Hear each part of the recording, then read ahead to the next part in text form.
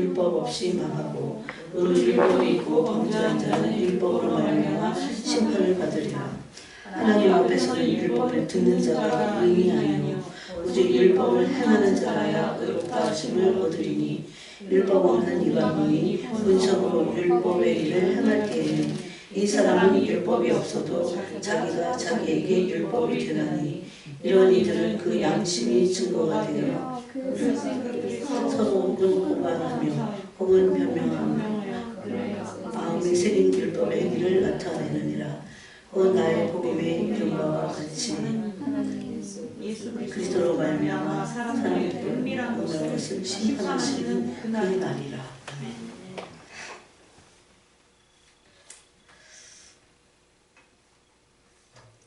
우리는 하나님께서 이방인에게는 유대인에게는 율법을 주셨고 그것은 하나의 본입니다. 그러면 이방인에게는 율법이 없느냐? 있습니다. 율법은 지키라고 주신 것이고 율법은 선하고 신령한 것이라고 했습니다. 로마서 7장에 보면 심지어 율법을 신령한 것이라고 했습니다. 그래서 율법은 법이기 때문에 아무 문제가 없습니다. 그런데 이것을 지키는 인간이 아담 이후로 죄가 육체 안에 들어왔기 때문에 그것을 구체적으로 말하면 탐심과 이기심입니다. 그래서 야고보서에도 욕심이 잉태한 즉 죄를 낳고 죄가 장성하면 사망을 낳는다 이렇게 말씀하고 있어요. 그것은 불신자들에게 하시는 말씀이 아니고 믿는 자들에게 하시는 말씀입니다. 그래서 그렇지만 율법을 유대인만 받았다고 해서 우리는 율법 아래 있지 않은 것은 아닙니다. 그래서 그 뒤에 로마서 3장에 보면 하나님이 19절에 무릇 율법이 말하는 말은 율법 아래 있는 자들에게 말하는 것이니 이는 모든 입을 막고 온 세상으로 하나님의 심판 아래에 있게 하려 함이라고 그랬어요. 계속해서 율법으로 말미암아 심판이 있을 것을 말씀하고 있습니다. 여기 뒤에도 16절에도 그런 말씀을 하고 있어요. 그것을 심판하시는 그날이다 그럽니다. 그러면 우리 육체로는 이 율법을 지킬 수 없는데 왜 하나님은 지키라고 우리에게 하셨을까요? 그것은 이제 예수 그리스도로 말미암아 죄사함을 얻고 난 하나님의 새로운 피조물들이 성령 안에서 이 율법을 지켜갈 것을 말씀하는 겁니다. 어떤 사람은 은혜로 성령이 오시면 율법을 지키지 않아도 되는 것으로 생각하지만 그렇지 않습니다. 이전에는 자기 혼자서 율법을 지켜서 자기 의를 이루었다면 이제는 거듭난 하나님의 사람들, 하나님의 자녀들은 성령으로 거듭나고 성령으로 안에서 성령님의 은혜와 그 의의 선물로 우리는 이제 율법을 온전히 지킬 수 있는 그런 존재의 변화를 일으키는 것이 구원의 완성이라고 했습니다. 그래서 13절에도 하나님 앞에서는 율법을 듣는 자가 의인이 아니요 오직 율법을 행하는 자라야 의롭다 하심을 얻으리라. 그래서 바울은 로마서 2장에서 율법의 행함을 말하지만 율법의 행함을 말했다고 해서 행위 구원을 말하는 것이 아닙니다. 이 똑같은 말씀을 야고보 사도도 베드로가 이렇게 바울이 이렇게 말했다면 야고보 사도는 좀 더 강하게 이 율법을 지킬 것에 대해서 말합니다. 특별히 율법은 첫 번째는 하나님을 사랑하고 두 번째는 형제를 사랑하는 것이기 때문에 특별히 야고보 사도는 형제의 사랑을 실천하는 것이 율법이다. 진정한 믿음을 가지고 있는 것이다. 이렇게 말합니다. 그래서 15절에 야고보서 2장 15절에 만일 형제나 자매가 헐벗고 일용할 양식이 없는데 너희 중에 누구든지 그에게 이르되 평안히 가라 덥게 하라 아무것도 주지 않고 말로만 이렇게 하는 것을 말합니다. 이와 같이 행함이 없는 믿음은 그 자체가 죽은 것이라. 그래서 여기서의 행함은 율법 안에서의 행함이 아니라 믿음 안에서의 행함을 말하죠. 그래서 여러분 사람들이 굉장히 헷갈리기 쉽지만 율법 안에서 행하는 것하고 믿음 안에서 행하는 것이 완전히 다른 그 차원의 행함이 있다는 것을 말합니다. 그래서 보통 잘못 알면 사람들은 행함이 필요 없어 라고 말하든가 아니면 행하면 행위권이다. 이렇게 사람들을 그렇게 이 교리가 그러죠. 그렇게 넣지만 성경은 야고보서나 로마서나 똑같이 율법을 행할 것을 말씀합니다. 그래서 아브라함을 예를 들어서 우리 조상 아브라함이 그 아들 이삭을 제단에 바칠 때 행함으로 의롭다 하심을 받은 것이 아니냐. 믿는 것을 의로 여겼는데 진정으로 믿는 사람들은 행하게 되어 있는 것을 말씀하고 있어요. 그래서 내가 보거냐 믿음이 그의 행함과 함께 일하고 행함으로 믿음이 온전하게 된다. 이렇게 말씀하고 있어요. 그래서 로마서 2장에서 바울은 오직 율법을 행하는 자가 의롭다 하심을 얻는다. 이렇게 말합니다. 그러면 이 율법을 행한다고 하는 것은 어떻게 도대체 행할 수 있을까? 이것은 율법 아래서 율법을 행하는 것을 말하지 않고 믿음 안에서 율법을 행할 것을 말씀하고 있어요. 그래서 이걸 너무 잘 설명해 놓은 것이 로마서 8장입니다. 로마서 8장에는 그래서 성령 안에 있는 사람들이 믿음으로 행할 수 있다는 것을 말씀하고 있어요.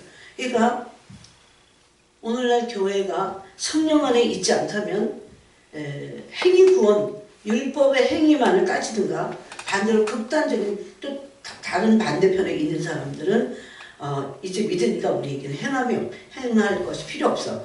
믿음에 대해 라고 하는 이런 양극단에 빠지기 쉽습니다. 그렇지만 로마서 8장을 통해서도 이렇게 말합니다. 성령 안에 있는 사람들은 육신을 따르지 않고 그 영을 따라 행하게 되어 있다 그럽니다. 그 영은 성령님을 말하죠. 그래서 성령으로 거듭나서 마음속에 성령을 모시고 있는 사람들은 육신을 따르지 않을 것을 말씀하고 있고, 그러므로 성령을 따라서 어떻게 해요? 그냥 성령을 따른다는 건 뭐냐면 행하는 것을 말합니다. 그래서 성령을 따라 행하는 것이 율법의 요구를 이룬다. 이렇게 말씀하고 있어요. 그러므로 율법은 행할 것을 요구하고 있다는 것을 알 수 있습니다. 근데 여기 보니까 유대인들은 율법을 받았어요. 그런데 믿지 않는 사람들은 율법 없는 이방인, 14절에 있죠. 율법 없는 이방인은 어떻게 하냐? 본성으로 율법의 일을 행할 때에는 그래요. 본성으로 율법의 일을 행한다. 아무리 사람이 아담으로 인해서 범죄하고 타락했어도 그 또 다른 본성 안에 율법의 일을 행하는 그런 양심이 있다는 겁니다. 그래서 뒤에 보니까 이런 이들은 그 양심이 증거가 돼요. 또 서로 혹은 변명도 하고 또 고발도 한다. 이렇게 말씀합니다. 그러면서 마음이 새긴 율법의 행위를 나타낸다고 했어요. 그래서 우리 안에 그 양심의 법, 양심이 있다는 것을 분명히 말씀하고 있습니다. 그러면 우리가 지난 시간에 좀 이어보면 구원은 어떻게 받습니까? 우리가 예수님을 믿을 때 구원을 받습니다. 그렇지만 그럼에도 불구하고 하나님의 원래 계획은 구원은 이루어가는 것입니다. 그래서 빌립보서 2장 12절과 베드로전서 2장 1절에도 계속 구원을 이루어 가도록 말씀하고 있어요. 왜 구원이 이루어져 가는 과정 안에 있을까? 이런 걸 한번 생각해 봐야 돼요. 왜 이루어 간다고 했을까? 왜 이루어 가는 것 같아요? 칭의로 끝나면 이루어갈 필요도 없어. 너는 이제 의로와 이렇게 말해버리면 끝나는 거예요. 사람들은 이 칭의식의 구원을 가지고 있는 사람들이 너무 많습니다. 근데 성경은 분명히 영화롭게 됐다고 이렇게 말씀하고 있어요. 영화롭게 되기 위해서는 칭의 그 다음에 반드시 거룩하게 되는 성화가 필요합니다. 그래서 그 성화로 인해서 거룩하게 되기 때문에 구원을 이루어가는 것입니다. 그래서 구약에서도 칭의라고 하는 것은 정결하게 되는 정결 의식에 있어요. 정결하게 되기 위해서 물로 씻죠. 그래서 4월에 붉은 암송아지를 잡는다고 막 민수기 19장에 그 붉은 암송아지 잡는다고 했는데 잡았다고 그랬는데 보니까 그거 가짜 뉴스예요.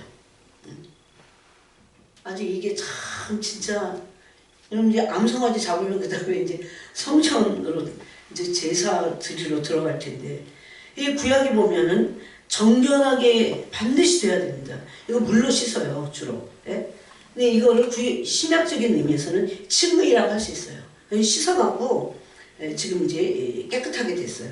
근데 정결하게 되는 것뿐만 아니고 물로 씻는 것뿐만 아니고 피를 뿌려서 거룩하게 합니다. 그래서 모든 물건에다가 피를 이렇게 손가락으로 찍어갖고 다 바르거나 뿌렸어요. 그렇게 될 때 거룩하게 된다고 했습니다. 히브리서 9장 15절에도 예수님의 피가 우리를 정결하고 거룩하게 한다고 이렇게 말씀합니다. 그래서 피를 뿌리거나 예수님 피를 흘리셨잖아요. 근데 과거 구약에서는 그 짐승의 피를 찍어서 뿌려서 피로서 모든 자가 정결하게 된다고 말씀합니다. 그 존재는 그렇게 될 때 이제 거룩하게 되는 겁니다. 그렇게 될 때, 거룩하게 될 때 하나님의 영광이 나타났어요. 오늘날 교회 안에 하나님의 영광이 나타날 수 없는 그것의 가장 큰 이유는 거룩하지 않기 때문입니다. 만약에 거룩하지 않은데 하나님의 영광이 나타나면 그 하나님의 영광은 불이 돼갖고 거룩하지 않은 것들을 태워버릴 것입니다. 그래서 우리 때문에 못 나타날 수 있는 거예요. 하나님의 영광은 정결하고 거룩한 곳에 나타났습니다. 성경에 보니까 유일하게 모세와 다윗이 이 하나님의 영광을 사모했습니다. 굉장히 사모했어요. 이거는 차원이 틀린 사모하면 어떤 분이 그러더라고요. 비범한 은혜를 왜 나한테는 이런 은혜가 안 와? 막 그러잖아요. 근데 비범한 은혜를 받으려면 엄청나게 비범할 정도의 대가지불을 해야 돼요. 그냥은 없어요. 그러므로 이제 깨끗하게 될 때 그러면 히브리서 10장 22절에 보니까 거기 양심 얘기가 나옵니다. 제가 이전엔 오늘 이제 로마서 2장에도 양심 얘기가 나오는데 양심이 뭐 활 맞았다 이런 얘기는 듣지만 양심 시리즈를 잘 몰랐어요. 양심 그렇게 중요한지 몰랐어요. 하나님이 이방인들에게는 기능할 수 있는 본성을 양심을 주셨어요. 그래서 양심이 찔리면 안 되는데 그거는 이방인에게도 그랬어요. 그런데 하물며 예수님을 믿고 예수님 믿겠다고 하는 사람들이 양심이 찔리지 않으면 안 됩니다. 늘 양심이 찔리고 계속 반복적으로 회개를 할지라도 찔리고 회개하고 그게 나 그래도 만약에 찔리는 게 싫어갖고 그걸 덮어두면 양심이 굳어지고 무뎌집니다. 정말 이게 보통 문제가 아니고 이거는. 그러면 양심이 굳어지게 돼 있어요. 그래서 또 죄를 짓고 그러면 또 찔리고 또 회개하고 계속해서 주님 붙잡는 수밖에 없어요. 그러면 이게 끝까지 가면 해결이 되게 돼 있어요. 왜냐하면 이것의 그 해결자는 우리가 아니고 주님이시기 때문에 그래요. 그래서 히브리서 10장 22절에 보니까 악한 양심은 뭘까요? 사람들은 제가 이렇게 사람들 보니까 착한 면이 참 많아. 그런데 그 면하고요. 내가 영적인 세계에서 하나님이 선하다고 하는 그 면하고는 굉장히 차원이 틀려. 그래서 이런 게 있어요. 이 갈등이 있는데 하나님은 선하다고 하는데 사람들은 선하지 않다고 그래. 또 하나님은 악하다고 하는데 사람들은 선하다고 그래. 이게 정말 엄청난 갈등이 지금도 이 세상에 있습니다. 근데 우리는 최고의 완전체이신 선의 완전체이신 하나님을 따르기 위해서는 보통 사람들이 선하다고 하는 것을 하나님이 악하다고 하시면 그것을 회개해야 됩니다.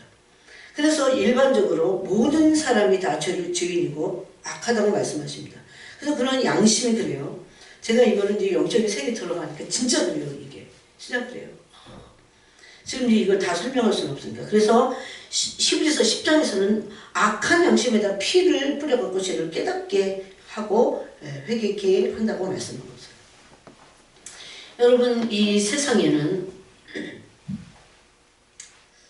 올바른 가치관이 참 없는 것 같아요. 세상에서 근데 이게 막 헷갈릴 것도 없이 세상에 보면 잘못된 가치관이 정말 사실 많습니다.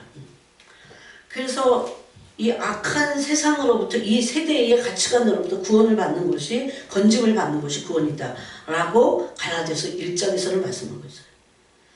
왜 이런 올바른 가치관을 가질 수가 없냐면 세상에서 잘못 배운 의가 아닌 옳지 않은 왜 그래요? 모든 사람들은 옳은 척하지만 속에는 이기심과 탐욕을 가지고 세상을 살아가고 있어요. 이거를 건드려야 돼. 이걸 폭로해야 되고 이거를 깨트려야 되고 이걸 다 들춰내야 되고 그때 가장 중요한 기능이 뭐냐? 양심입니다. 양심. 이거를 하나님이 이방인에게도 이렇게 주셨다는 겁니다. 그래서 여기 보니까 뭐라고 마음에 새긴 율법, 마음에 새긴 율법 이렇게도 말합니다. 그래서 세상에서 너무나 잘못 배운 게 많아요. 부모로부터도 잘못 배운 게 많아요. 정말 의의 완전하신 하나님이신 그분에게 의를 배워야 됩니다. 옳지 않은 게 뭔지 그런 것들을 배워야 되는데 반대로 그런 잘못된 가르침을 받았어요. 이러기가 너무 싫습니다. 왜냐하면 모든 사람에게 이기심과 탐욕이 있기 때문입니다. 올바른 생각과 올바른 삶을 살고 그러기 위해서 이 눈을 떠야 돼요. 먼저 의의 눈을 떠야 돼요. 저도 몰랐어요. 그냥 은사 좀 받고 막 열심히 하고 막 기도하고 갈급하니까 막 그래 갖고 떠지는 게 아니더라고요. 이게 이 부분에서도 주님이 우리에게 이거를 가치관을 한번 무너뜨리는 것 같이 오셔야 돼요. 그래서 내가 모르는 의의 세계가 있구나 라는 걸 알게 됐습니다. 그래서 그 전에 그 의의 세계로 들어왔을 때의 올바른 생각은 그 전의 생각과 틀려요. 이런 올바른 의를 알고 올바른 생각을 할 수 있고 그럴 때 올바른 삶을 살 수 있게 돼요. 그게 바로 우리가 지난 시간 로마서 8장에서 말씀했던 칭의를 주신 목적을 예정의 목적을 하나님의 아들의 형상을 본받기 위해서다 이렇게 말씀하십니다. 아들 안에 하나님의 형상이고 하나님의 형상은 모든 것이 다 의이고 올바른 것입니다. 저는 하나님으로부터 의의 기름 부심을 받으면서 의가 뭔지를 비로소 알게 됐어요. 눈을 뜨게 됐어요. 물론 제가 눈을 떴다고 의를 온전히 행하지 못합니다.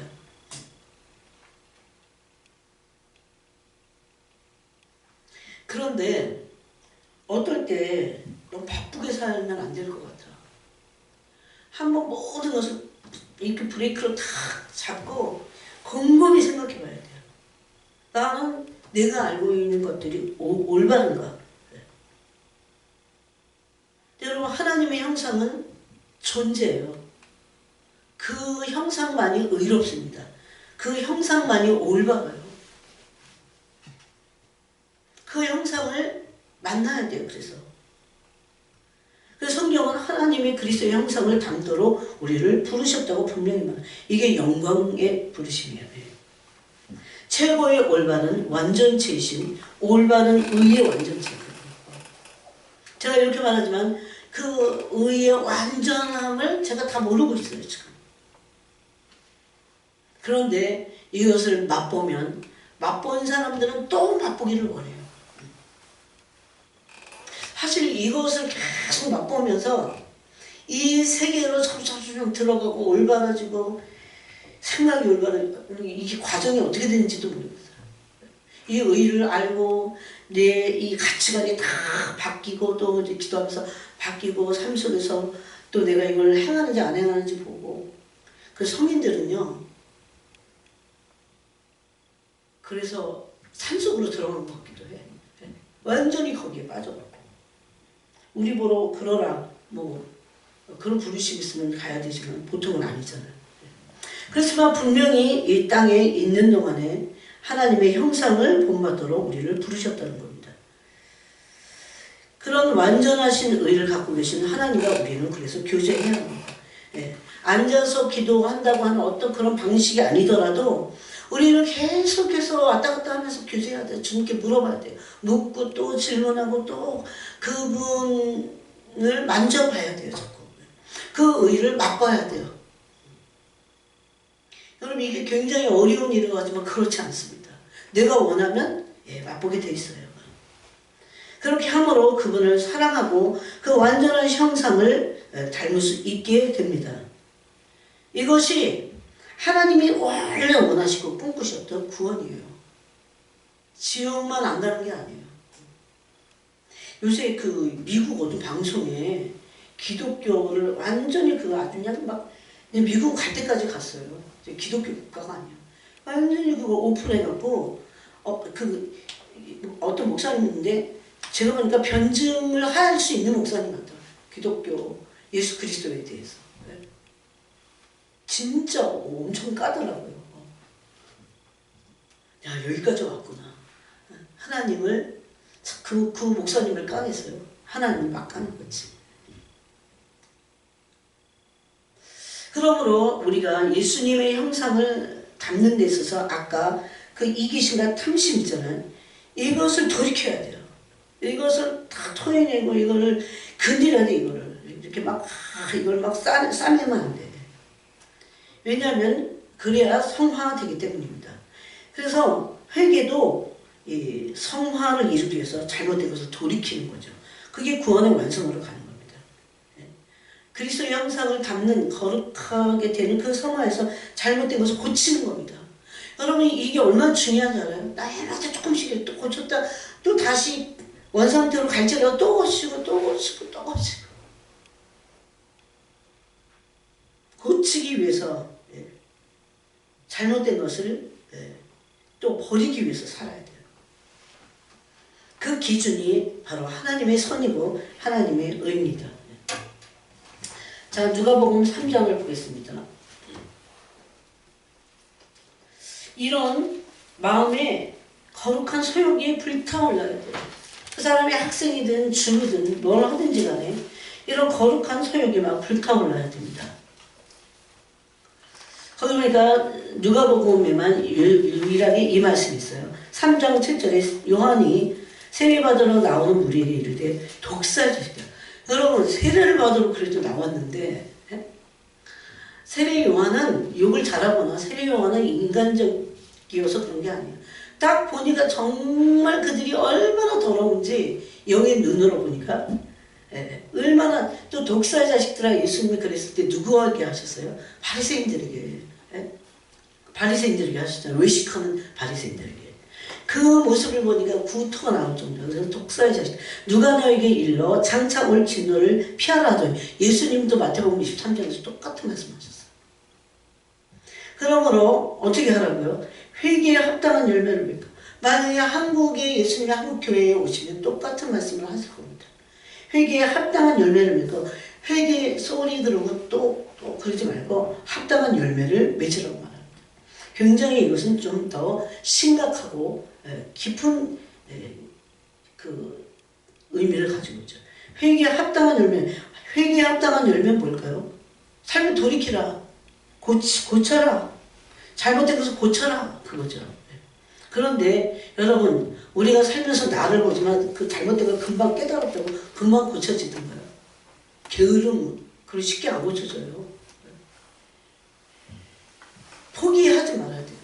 그때 필요한 것이 뭐냐면 믿음입니다. 그런데 이런 내용을 알고 있어야 믿음도 내용을 알고 있어야 그 내용을 믿고 계속해서 그래서 성령님 우리 안에 보내주신 거거든요. 그러면서 회개에 합당한 열매에 대해서 뭐라고 하냐면 그 무리가 물었어요. 이미 도끼가 나무 뿌리에 놓였으니 좋은 열매 맺지 아니하는 나무보다 찍혀 불에 던져지리라. 여러분 회개에 합당한 열매를 맺으면 돌이키는 거예요. 삶을 고치는 거예요. 그럼 좋은 열매를 맺겠죠. 그런데 그 나무를 찍어서 불에 던져버릴 이유가 없습니다. 그때 무리가 물었어요. 너무 이 말씀이 심각하니까 우리가 무엇을 하니까 대답하여 이르되 옷 2번 있는 자는 옷 없는 자에게 나눠줄 것이요. 탐욕을 버리는 겁니다. 아까 그랬죠. 탐욕과 이기심이 다 들춰져야 돼요. 먹을 것이 있는 자도 그렇게 할 것이니라. 이웃사랑에 대한 것을 실천할 것을 말씀합니다. 세례를 받고자 하여 와서 이르되 선생님 우리 무엇을 하리까. 굉장히 누가복음에 이렇게 구체적으로 어떻게 회개에 합당한 열매를 맺는 것인가, 회개한다고 하는 진정한 의미는 무엇인가 라는 것을 말씀하는 겁니다. 뭐라고 했어요? 이르되 부가된 것 외에는 거두지 말라.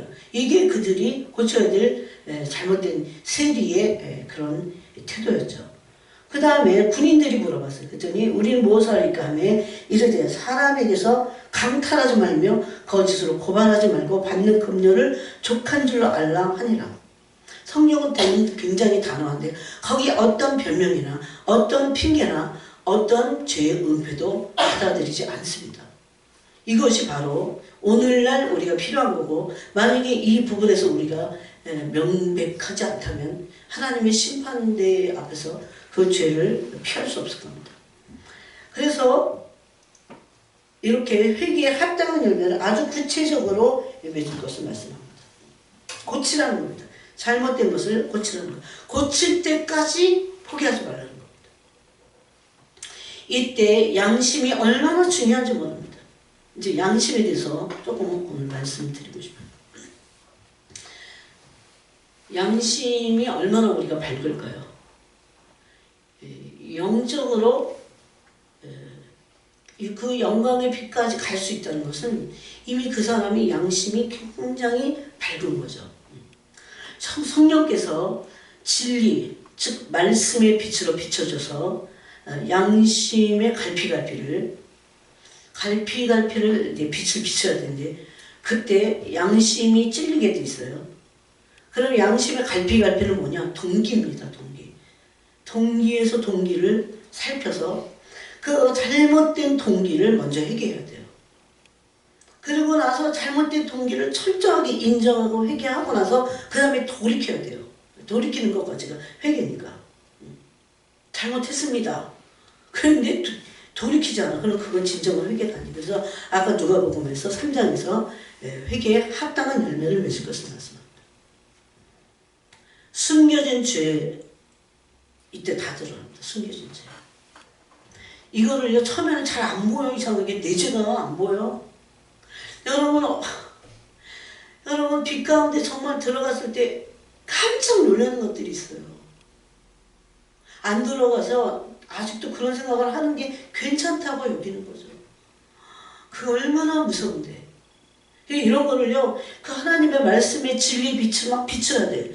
그러면 그 생각 속에 숨겨진 죄들이 발견됩니다. 그럼 모든 죄는요, 다 거짓된 거예요. 거짓된 자. 정직하지 않은 죄성. 이런 자를 하나하나 다 알게 해야 됩니다. 근데 이런 게 살다 보면 나의 그 자아가 부딪힐 때 있어요. 그럴 때 동기를 살펴보고 분명히 그 안에 숨겨진 죄들이 있어요. 시편 139편에 한번 찾아보겠습니다. 시편 139편에 보니까 이게 다윗이 바로 이런 기도를 우리가 해야 됩니다. 예수 믿는 사람이 그냥 믿으면 천국 가는 게 아닙니다. 네? 시편 139편 23절 24절에 이거 다윗의 시인데 이렇게 다윗이 고백해요. 하나님이여 나를 살피사. 왜 하나님이 다윗을 사랑하셨는가? 왜 하나님이 다윗을 마음에 합한 자라 하셨는가?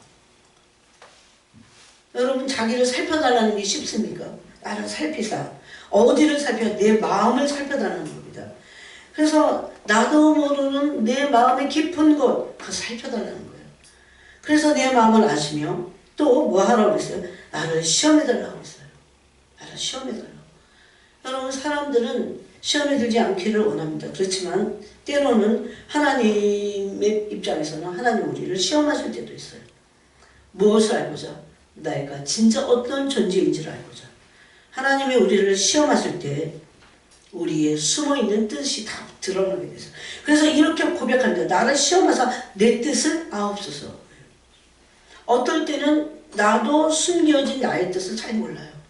그래서 회개할 때 회개가 뭐가 중요해요? 동기를 살피는 겁니다. 동기를 하나하나 살피는 거예요. 그때 동기를 살피면서 양심이 찔려야 됩니다. 양심이 찔려야 돼요. 내게 무슨 악한 행위가 있나 보시고 나를 영원한 길로 인도하소서.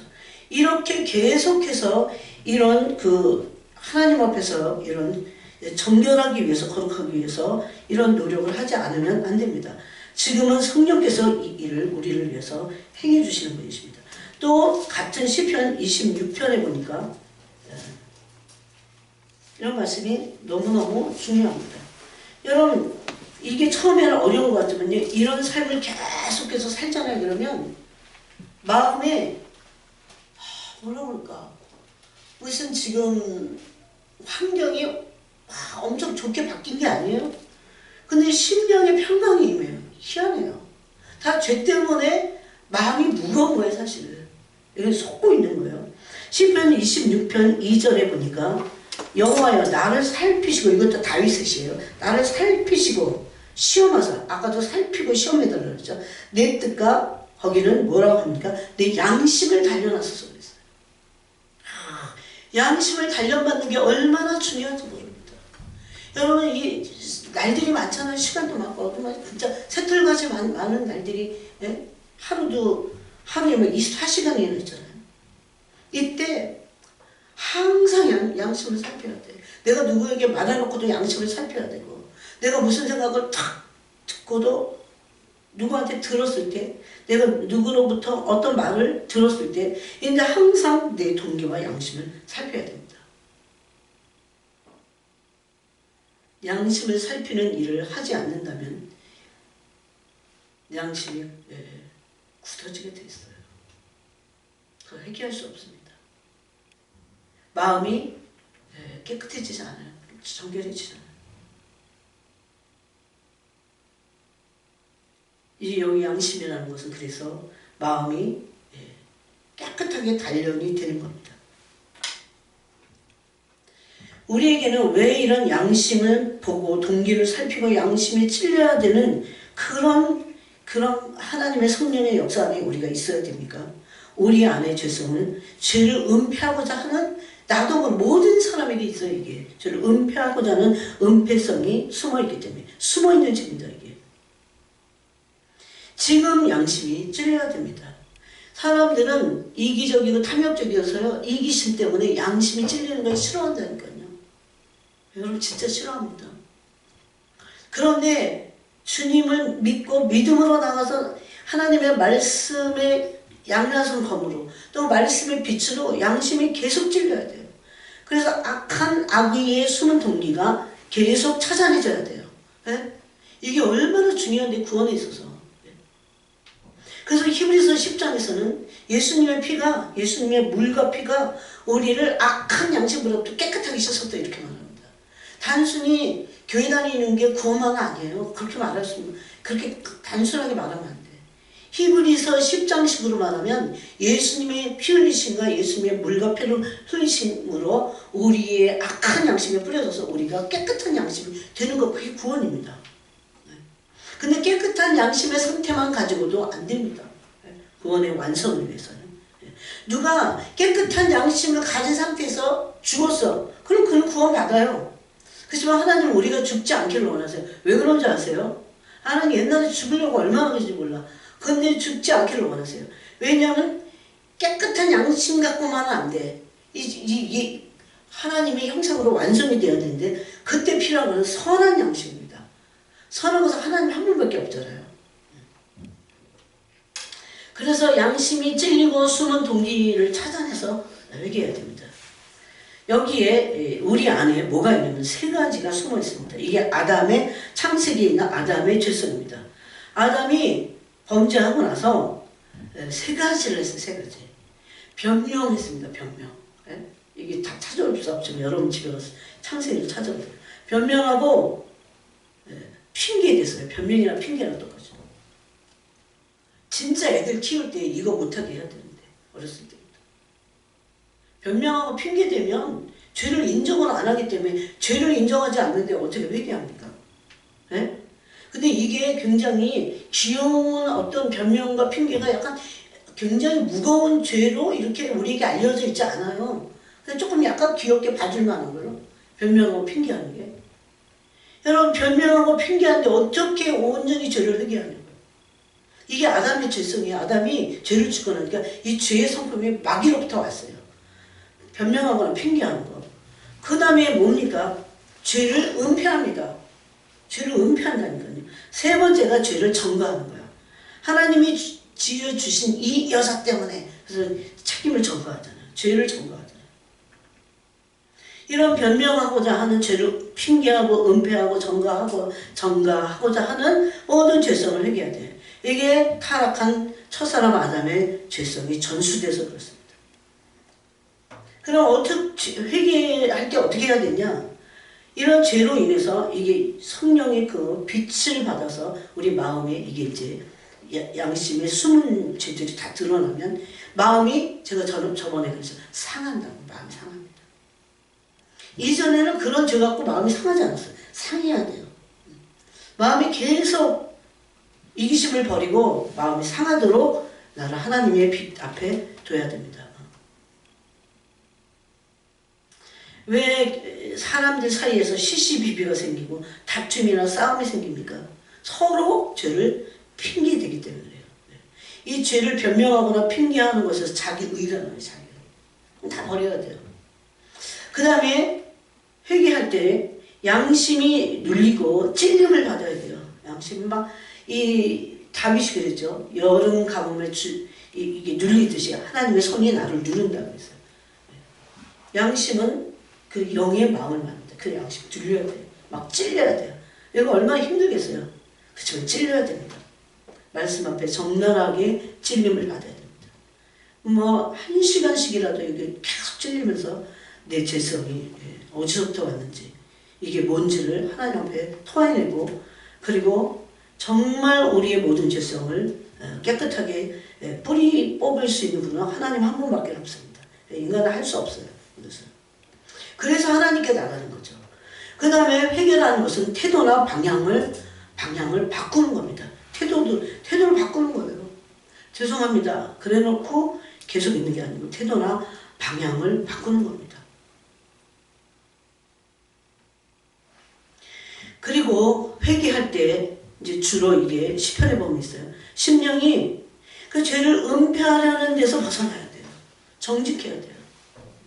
시편 32편에 보니까 하나님께서는 이렇게 말했어요.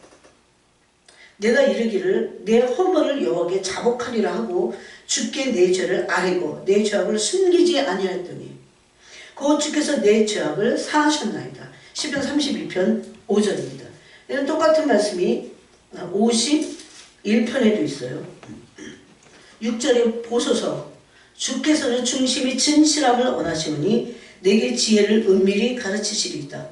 우슬초로 나를 정결하게 하소서. 회개는 우리를 정결하게 합니다. 내가 정하리이다. 나의 죄를 씻어주소서. 내가 눈보다 희리다. 내가 즐겁고 기쁜 소리를 내게 들려주시다. 주께서 꺾으신 뼈들도 즐거워하게 하소서. 하나님께 매를 맞아도 회개하고 주님과 관계가 회복이 되면 기뻐할 수 있는 존재가 다시 회복이 되는 겁니다. 그래서 계속 양심에 찔려야 됩니다. 또 죄를 정직하게 하나님께 다 토해내야 됩니다. 그리고 죄를 인정하고 실토하는 것이 본성상 싫어해요. 이 내 안에서는 그걸 싫어해요. 그리고 대충 넘어가고 싶어요. 근데 그렇게 하면 다시 그 죄의 발목이 또 잡힙니다. 그리고 그렇게 또 죄에 넘어졌다고 해도 진짜 중요한 게 뭔지 아세요? 하나님만 알면 포기하지 않습니다. 끝까지 나가는 겁니다. 끝까지 나가는 거예요. 중요한 건 죄를 못 깨닫는 게 제일 무서운 거예요, 사실은. 그래서 회개하는 시간을 충분히 갖는 게 필요해요. 그럼 내 동기를 정말 살펴야 돼요. 이렇게 안 하는데 나에게서 죄가 어떻게 떠납니까? 어떻게 제거돼요? 죄성이 어떻게 꺾어져요? 이런 시간을 안 갔는데 어떻게 죄성이 꺾어져요? 그들은 신부가 아닙니다. 나중에 후회해봤자요. 지금은 너무나 평안한 죄예요, 정말. 회개하는 시간을 충분히 갖고 하나님께 기도하고 자신을 그 말씀에 비춰서 실제로 회개하는 시간을 갖고 그렇게 해야 됩니다. 히브리서 12장 14절을 보니까 모든 사람과 더불어 화평함과 거룩함을 따르라고 했어요. 이것이 없으면 주님을 볼 수 없다고 했어요. 이거는 회개로만 가능합니다. 회개할 때. 여러분 지금 우리가 살고 있는 세상에는 세상 풍조라는 게 있어요. 가치관이 있어요. 이건 다 사람들이 만들어 놓은 기준입니다. 사람의 생각에서 옳고 그른 그것이 사람으로부터 나오게 됐어요. 그런데 이건 다 아무 소용 없습니다. 제가 어제도 현이한테 문자였어요. 우리는 이 세상에서 잠깐 살다가 가. 그런데 주님을 기억해라. 다 하고 다녀도 주님을 기억해라. 뭘 가르쳐주고 싶었냐면요. 다 이게 잠깐 있다가 안개같이 사라지고 영원할 것 같고 엄청 화려하고 그러지만 이런 것들은 다 뭡니까? 영원하지 않은 건요. 거짓된 거예요. 그래서 주님 앞에 그거 배웠을 때요. 그래서 벗어날 수 있어. 예? 영원하지 않은 거 거짓되다고 이렇게 가르쳐 주시니까 예? 거짓이 뭔지 거짓된 걸 내가 붙잡을 필요가 없잖아요. 영원하지 않은 건 거짓. 여러분 사람들로부터 엄청 인정을 받고 막 찬사를 받고 그 영원한 것이 아니에요. 거짓된 거예요. 그래서 그거에 막 목숨을 걸잖아 사람들. 그게 필요해요 때로. 그래서 그게 목적이 돼서는 안 됩니다. 절대 안 돼요. 그래서 하나님의 말씀이 기준이 돼서 비치심을 계속 받아야 돼요. 그래서 죄를 인정하고 죄가 무엇인지 죄를 인식하는 게 필요해요. 뭐가 죄인지. 요즘 사람들이 교회 다니지만 죄가 뭔지를 이게 영의 세계를 눈을 뜨지 못했기 때문에 예? 지혜와 계시의 영을 주사 하나님을 알아야 죄가 뭔지 죄에 대한 인식이 바로 일어납니다. 그래야 회개하죠. 그래서 양심에 찔리지 않으면 회개할 수 없고 그 죄에서 돌이킬 수 없습니다.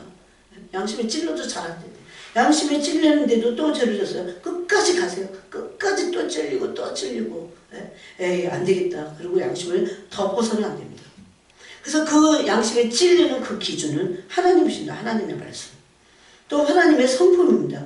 의인이 거룩이니 이런 하나님의 성품입니다. 그것을 그 형상을 담기 위해서 불의와 경건치 않은 것들을 버려야 됩니다.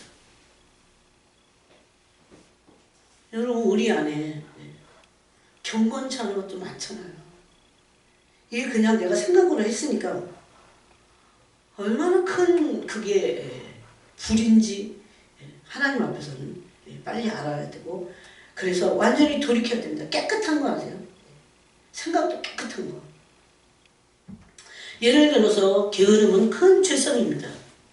게으름은 세상과 편안함을 추구합니다. 게으른데 그냥 편안함만 추구하는 게 아니라 세상을 추구하게 됐어요. 그렇게 되면 영이 잠들게 돼 있어요. 이렇게 영이 잠들면 여러분 이게 게으른 것뿐만 아니고 다른 죄를 한번 거기다 대입을 해보세요. 사탄에게 무방비 상태가 돼버려요. 누군가가 나를 위해서 기도하고 그래도 여태까지 내가 이렇게 온 게 다행이지. 예? 그 죄는 그렇게 만들어요 우리를. 정신을 차리고 죄를 끊어버려야 돼요. 그래서 오늘 말씀에도 보니까 양심을 그래서 주신 거예요. 양심이 찔림을 받아요.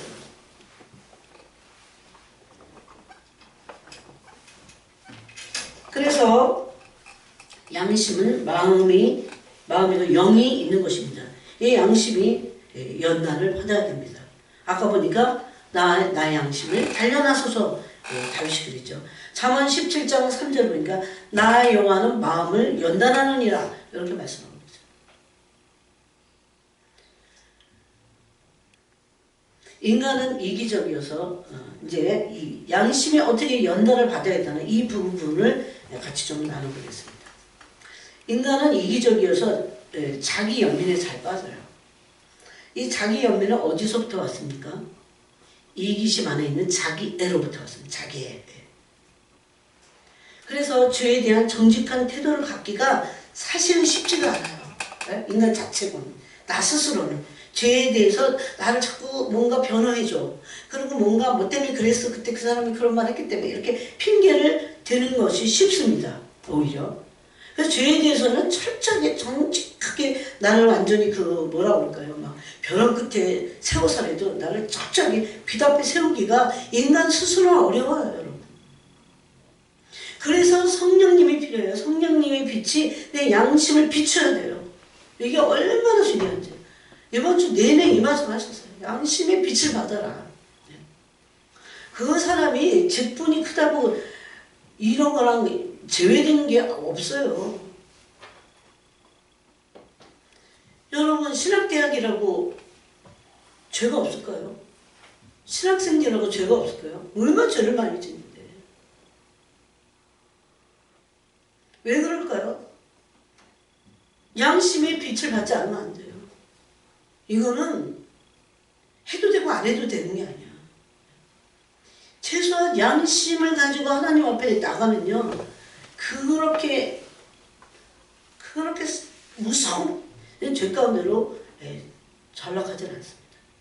근데 인간은 죄에 대해서 정직한 태도 갖기가 우리 스스로 쉽지 않기 때문에 성령께서 양심에 빛을 비춰주셔야 돼요. 그래서 그 양심에 숨은 동기에 죄성들이 분명히 있습니다. 이거를 부지런히 자꾸 계속 해야 돼요. 그래야 정결해지는 거예요. 그냥 정결한 걸 알면 뭐예요? 주님 용서해 주세요. 그럼 뭐예요? 실질적으로 그 양심이 찔려갖고 거기에 숨은 죄악들이 다 들춰져서 그거 가지고 회개하고 진짜 이 죄가 내게서 제거되길 원합니다. 절대 이런 양심을 살피기 전에는 욕심이 잉태한 것이 이 죄를 낳게 된다니까요. 이걸 들추어달라고 주님께. 여러분 나중에 주님 앞에 갔을 때 무엇으로 우리가 주님 앞에 살 수 있겠어요? 그래서 정말 그 숨은 죄성이 있다니까요. 동리를 정말 살펴봐야 된다니까. 그래야 깊어져 있게, 그래야 올바로지고 진짜가 거기서 나오는 거예요. 심지어 양심의 가책을 받아도 자기 연민에 빠지고 자기 핑계로 회개하지 않습니다. 그래서 자기 애 이거 회개해야 돼요. 자기 애. 왜냐하면 양심의 찔림을 안 받게 그렇게 만드니까. 자기 연민 다 회개해야 될 거예요. 여러분 자기 애에서 자기 의가 나옵니다. 자기가 옳은 거야. 자기 연민에 빠져요. 그래갖고 핑계하고 죄를 은폐합니다. 이거를 주님 뭐라고 했냐면요. 그게 인본주의라고 그랬어요. 그게 인본주의다. 자기 애가 자기 연민. 이게 우상덩어리예요. 내가 우상이야. 이거는 건강한 모습이 아니고 병든 모습입니다. 이게 바로 뿌리 깊은 아담의 죄성이에요. 아담이 범죄하고 나니까 죄를 변명하고 핑계하고 은폐하고 전가하는 그런 자아가 생겼어요. 거기에 자기 애가 숨어 있었던 겁니다.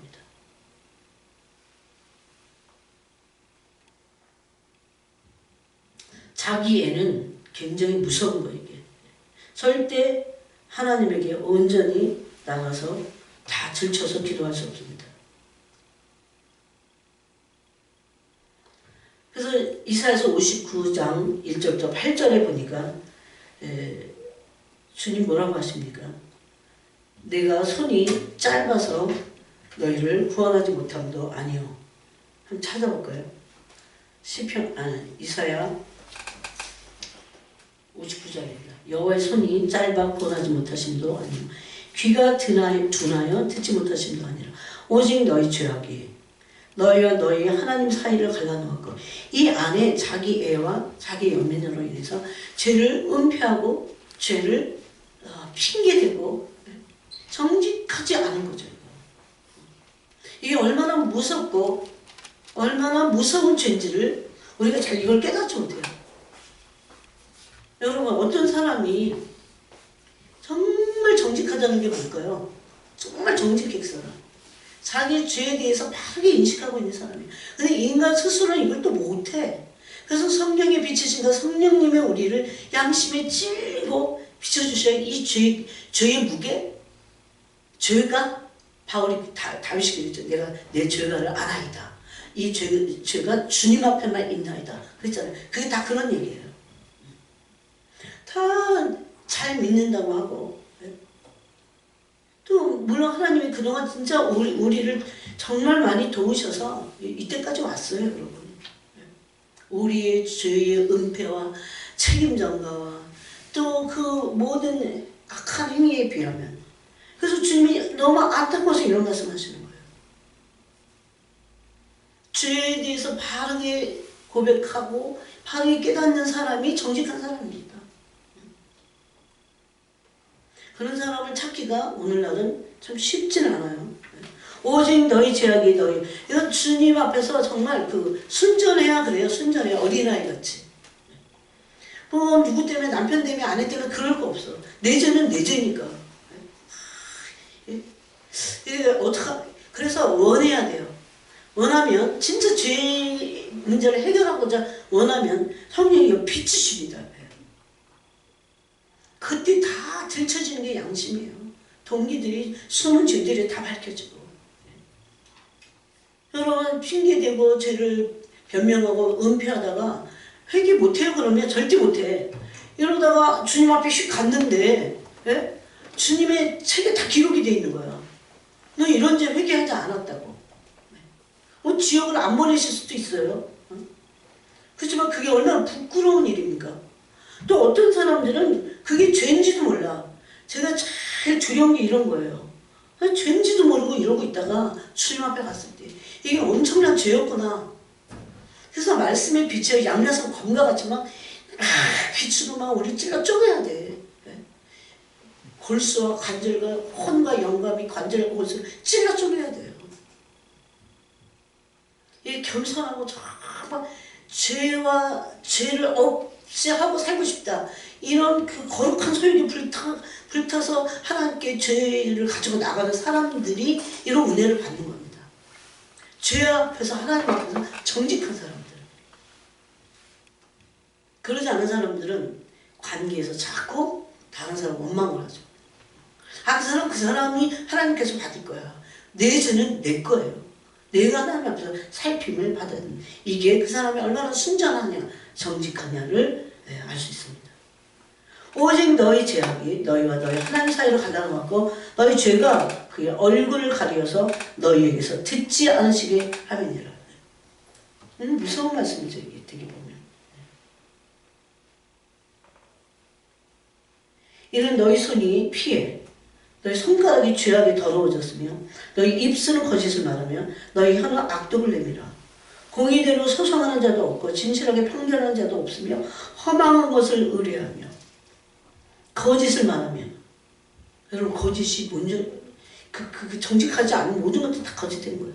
악행을 잉태하여 죄악을 낳으며 독사의 알을 품으며 거미줄을 짜나니 그 알을 먹는 자는 죽을 것이요 그 알이 밟힌즉 터져서 독사가 날 것이다. 예수님이 그래서 오셨다는 것을 말합니다. 여기서 이런 것을 살펴보시고 그 정의가 없는 것을 기뻐하지 아니하시고. 여러분 이런 말씀 무슨 말씀인지 알아요? 하나님은 의를 사랑하시고 의를 기뻐하십니다. 우리 안에 불의한 작은 거라도 그분을 못 견뎌하세요. 회개하길 원하세요. 너무나 우리 사랑하시기 때문에. 사람이 없음을 보시며 중재자가 없음을 이상히 여겼으므로 자기 팔로 스스로 구원을 베푸시며 자기의 공의를 스스로 의지하사. 우리 하나님 스스로에게서 나온 그 공의를 의지해서 우리를 구원하신 거예요. 공의를 갑옷으로 삼으시며 구원을 자기의 머리에 축으로 삼으시며 보복을 속옷으로 삼으시고. 그 공의는 보복도 하신다는 겁니다. 열심을 입어 겉옷으로 삼으시고 그들의 행위대로 갚으시되 그 원수에게 분노하시며 그 원수에게 보응하시며 사람들에게 보복하실 것이라. 아멘. 그래서 자기애나 이런 자기의 연민에서 이거 회개하고 벗어나야 됩니다. 이런 인본주의에서. 이것도 병든 모습입니다. 왜 죄를 습관적인 죄에 빠지고 죄를 가볍게 여길 수밖에 없는가? 양심을 살피지 않기 때문입니다. 여러분 양심을 매일 살펴야 됩니다. 동기를 최소한 3겹은 살펴야 돼요. 3겹. 그랬더니 거기 죄가 숨어 있더라고요. 처음에 딱 볼 때는 몰라. 왜냐면 인간의 죄성 안에 얼마나 교묘한지 그런 잘못된 동기를 숨기고자 하는 죄성이 있다는 거예요. 그래서 자기가 스스로 자기에게 속아. 그래서 양심을 살피지 않으면 죄에서 돌이킬 수 없습니다.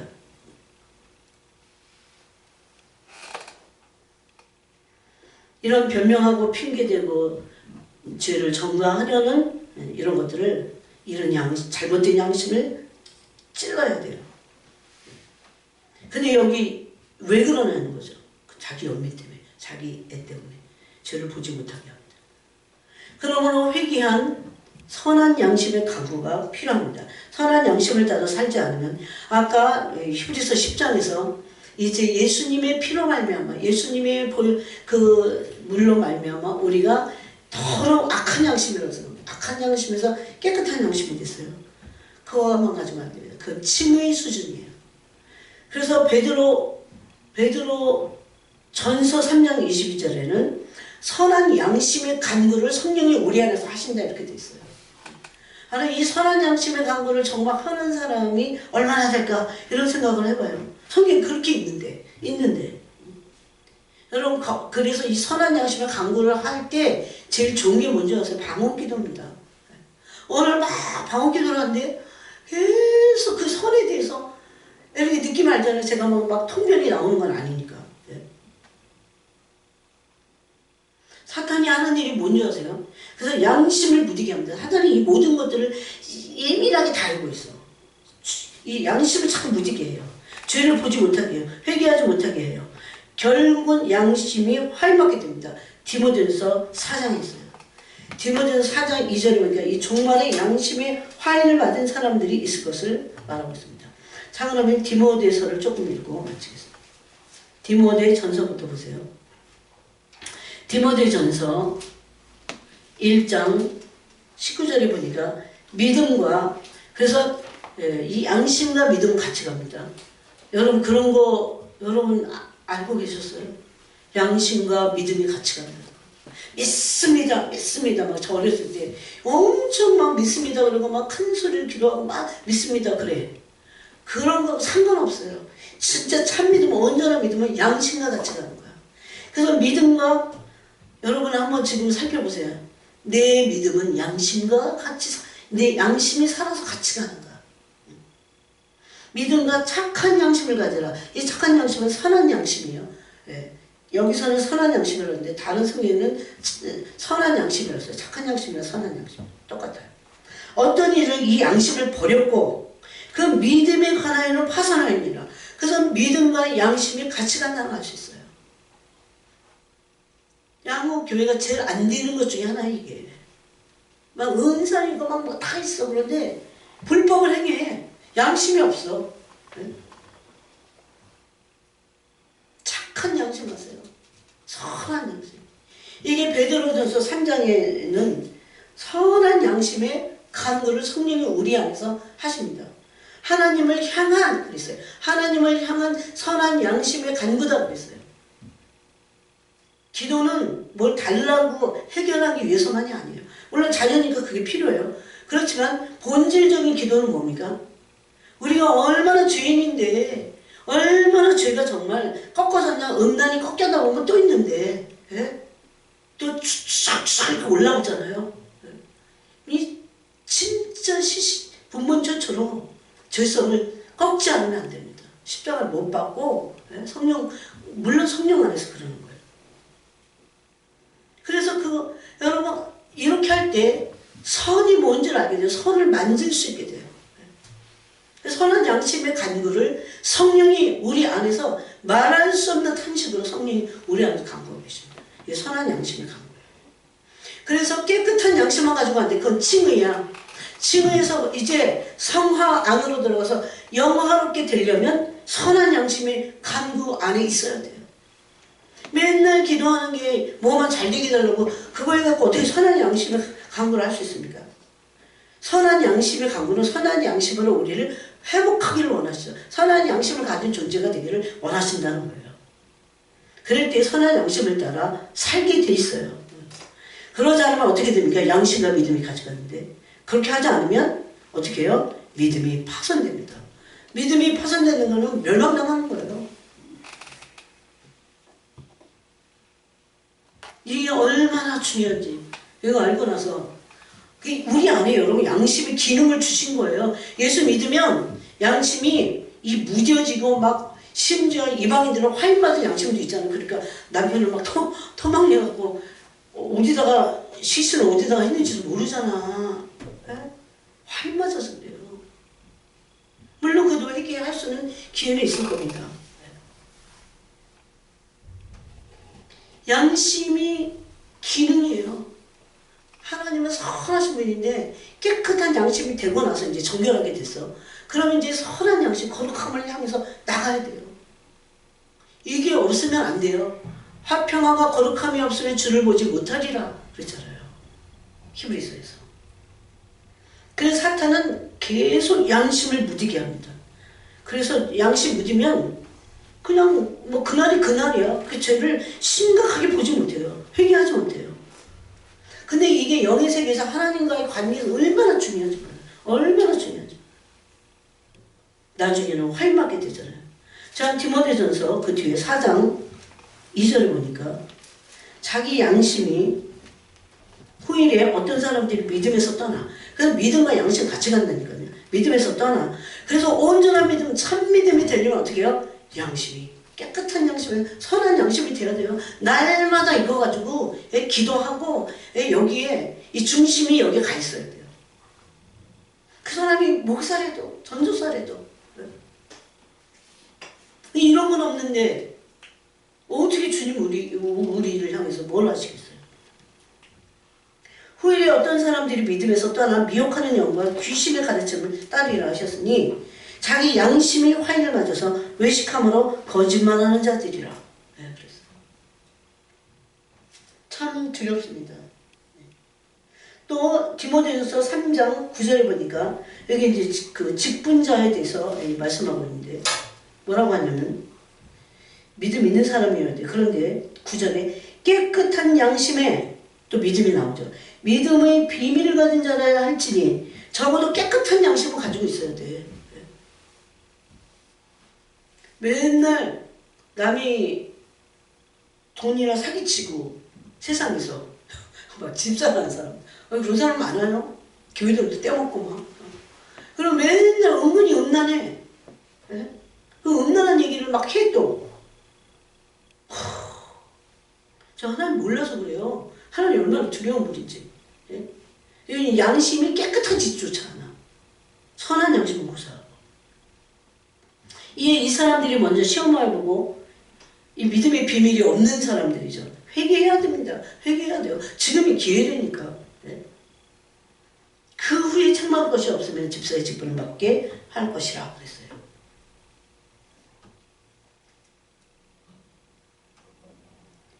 이런 사람들이 바로 그 당시에 바리새인들이었어요. 그래서 영광의 주님 보지 못해요. 그러니까 주님은 십자가 못 박아버립니다.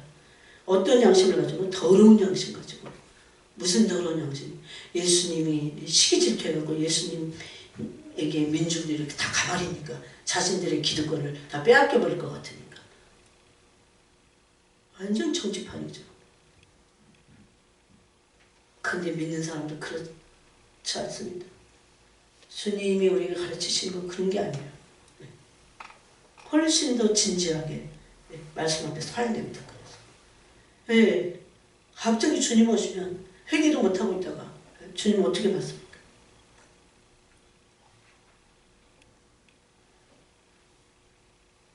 아담의 죄성에 근거하고 있어 자기 연민과 자기 의입니다. 양심과 믿음은 항상 같이 가요. 그래서 하나님께서 인간에게 이런 양심을 주세요. 양심을. 자기가 자기에게 마음에 새긴 율법이 되는데 찔리잖아요. 찔려야 돼요. 말씀은 찔리라고 있는 거야. 말씀 맨날 거기 뭐 속은 다 굶어 터졌는데 거기다가 양이랑 가지고 붕대에 싸고 그거 이사야서 그랬잖아요. 그렇게 하지 말라고. 회개케 해서 온전케 되는 하나님의 형상으로 온전케 되는 그러기 위해서 가장 그 너무나 놀라운 기능인 양심의 기능을 우리에게 주는 거예요. 이 양심이 이제 깨끗한 양심이 되면 기능을 하기 시작하는 거예요. 영이 살아서. 그 전에는 더러운 양심일 때 이 양심이 기능을 못해. 활 맞아갖고 아니면 막 더러워져서. 그래서 계속해서 포기하지 않고 오래된 습관적인 죄가 있을지라도 하나하나 살펴야 돼요. 그럼 훨씬 더 진짜 회개할 수 있는 건요. 겸손해야 돼. 하나님 앞에서 이 죄를 보여달라고 기도하고 제가 끊어지도록 은혜를 구해야 됩니다. 그러면 정말 하세요. 하나님께서 성령을 통해서 도우세요. 여러분 이런 개인적인 아주 사적인 죄들이 우리 안에 숨어있는 죄들 있잖아요. 숨은 죄들. 이런 걸 진짜 하나님께 정직하게 갖고 나와서 그 죄가 정말 끊어지기를 정말 원할 때 성령께서 이런 일들을 하십니다. 그래서 우리에게 이런 양심의 회복을 주십니다. 또 디모데후서 1장 5절에 보니까 이 교훈의 목적은 청결한 마음과 선한 양심과 거짓이 없는 믿음에서 나오는 사랑이다. 이 디모데에게 이 말씀으로 교훈하는 목적을 뭐라고 합니까? 청결한 양심, 청결한 마음, 선한 양심. 일단 자꾸 마음이 깨끗해져야죠. 그 다음에 선한 양심이 되어야 됩니다. 이 똑같아요. 바울 사도나 베드로 사도가 하시면 베드로 사도가 베드로서 3장에서 하신 이 선한 양심의 강구는 너무너무나 감사하고 놀란 거예요. 이걸 알게 돼서. 이 청결한 양심은, 이 선한 양심은 누가 가지고 있었습니까? 디모데의 그 선조들이, 믿음의 선조들이 가지고 있었어요. 이걸. 그게 디모데후서 1장 3절에 있습니다. 내가 밤낮 간구하는 가운데 쉬지 않고 너를 생각하여 청결한 양심으로 조상적부터 성교를 하나님께 감사하고. 디모데 안에 뭐가 있었어요? 청결한 양심이 있었어요. 물론 선한 양심도 같이 있었어요. 적어도 청결해야 돼, 양심이. 여러분, 왜 사람들이 세상 그 이상한 이단 집단에 왜 속습니까? 양심이 청결하지 않아서 그래요, 사실은. 왜 이슬람의 종교의 그 교리에 속습니까? 양심이 청결하지 않아서. 이슬람의 극단적인 이슬람의 그 종교에 빠져있는 그 교리가 뭔지 아세요? 그 중에 남자들을 욕하는 교리가 뭔지 아세요? 친을 위해서 그렇게 싸우면 죽은 다음에 수많은 아름다운 여자들로부터 봉사를 받아. 양심이 잘못해서 그래요. 청결한. 성경은 하나님만이 너무 선하고 깨끗한 건, 순전한 건요, 하나님밖에 없어요. 하나님 한 분밖에. 아니, 그분을 내가 그래도 다 못 쫓아가도 알고 있다는 게 너무너무 감사해요. 그래갖고 나를 괴롭힌다, 그게 아니고 너무 감사해요. 내가 어쩌다가 주님을 알게 됐는가. 그 맛을 봤기 때문에 그래요. 맛이 있어요. 여러분, 죄도 맛이 있어요. 그 더럽게 짝이 없죠. 그래서 자꾸 죄를 은폐하는 거야. 찝찝하니까. 근데 이 선한 양심을 가지고 하나님께 계속 간구하고 할 때 거기에 하나님의 선에 대한 하나님의 선하심을 맛보아 알지어다 그러죠. 맛이 있습니다. 그래야 청결한 양심이 있어야 4절에 내 눈물을 생각하는 너 보기를 원하면 내가 내 기쁨이 가득하게 하게 함이니 이는 내 속에 거짓이 없는 믿음이 있음을 생각합니다. 청결한 양심이 있으니까 믿음이 거짓이 없는 거예요. 여러분, 믿습니다. 그래갖고 막 뭔가를 막 따내고 그런 거 같죠? 믿음의 어떤 기능이 아닙니다. 믿음은 순전하고, 믿음은 하나님과의 관계고, 믿음이 깊고 참 믿음이 되면 주님을 닮을 수밖에 없어요. 그것을 소욕으로 삼아요. 그 소욕이 우리 안에서 올라올 수밖에 없습니다. 여러분이 만약에 그러지 않는다면요, 회개하고 정말 지금 기회예요, 지금. 네. 이거를 다름을 받지 않았기 때문에 그래요. 청결하지 않다 그거보다도 다름을 받아서 거기에 그 거룩한 소욕이 우리 안에서 막 자극을 받아야 돼요. 그래서 거룩하고자 하는 그런 안으로 들어가야 됩니다. 그래서 오래된 죄, 이런 습관적인 죄가 있을지라도 포기하지 않고 계속 회개하고 주님께 이 선한 양심의 간구 안에 들어가도록 그렇게 해야 돼요. 그래서 히브리서 10장에 보니까 새롭고 살 길인 지성소를 열어놓으셨습니다. 그렇게 되잖아요. 그러면 죄가 정말 약화되는 거 같아요. 세력이 꺾여. 이걸 내가 경험해야 되잖아. 뭐가 다른 어떤 외적인 게 잘 되는 것보다는 내 속에 내 영혼이 잘 돼야 돼요. 그래야 내 영혼이 잘 된 거지, 범사가 잘 되고 강건해지잖아요. 그래서 죄가 끊어져야 됩니다. 오늘 교회에서 죄에 대해서 얘기하지 않아요. 죄에 대해서 회개하는 게 구원이야. 사실 돌이키는 게 예수님과 같이 온전해지고 예수님 신의 형상같이 완전하게 일치할 수는 없지만, 신인 합일 그렇게는 할 수 없지만 그게 구원의 완성이에요, 여러분. 이 목표를 놓친다면 우리는 빗나가게 될 겁니다. 이 마지막 때 특히. 그래서 저희가 끊어지도록 은혜를 구해야 돼요. 그러면 하나님께서 성령을 통해서 반드시 도우십니다. 사사가 안 나게 도우는 것도 있지만 하나님의 형상, 예수 그리스도의 형상을 본받는데 그분은 정말 도우시는 분입니다. 그래서 이런 부분을 가지고 오늘 밤에도 기도하시고 계속해서 이런 목표를 향해서 가야 됩니다. 하나님 아버지 감사합니다. 양심은 마음이 머무는 곳인데 이것을